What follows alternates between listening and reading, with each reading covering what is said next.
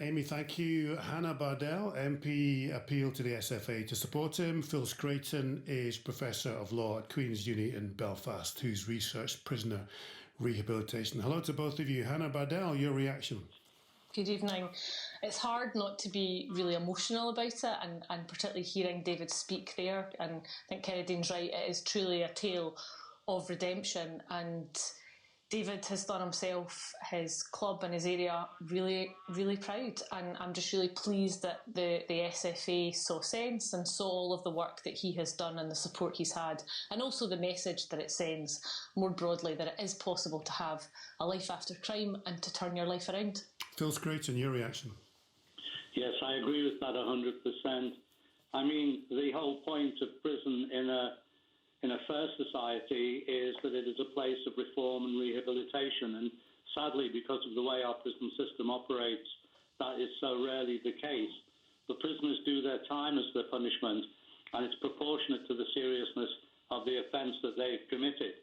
They're then granted remission to come out and to turn their lives round.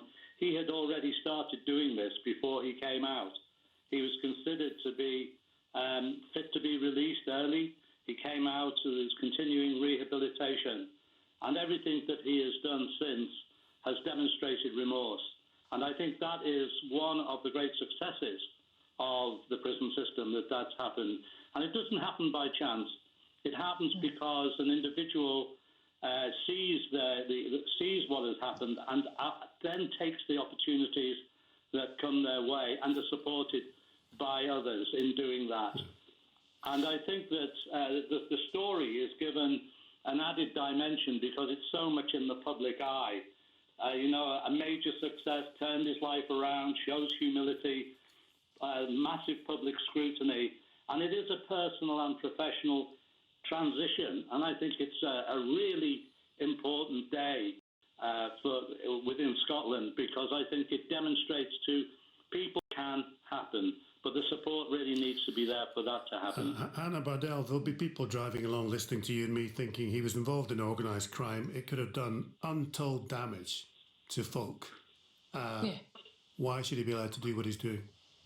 Well, I think for exactly the reasons that Phil sets out and that David has set out himself. He's never shied away from that, and neither have I, nor would I, that the message still has to be that getting involved in organised crime, and particularly the kind of crime that David was involved in, can have devastating impacts. But the reality is, quite often it's not a choice, particularly in poorer communities. In the community that I grew up in, Craigshill and West Lothian, people get drawn into crime for all sorts of complex and difficult reasons, and that's not making an excuse. But the reality is, there's always different and individual circumstances, and what David has been able to do is move past that, is to reflect on that, and to use what has been a negative experience for him, sure, but also for the many people whose lives he impacted, and say, look, I'm now doing something positive with my life. And it is the mark of a fair and just society that says, yes, we are going to let you do that.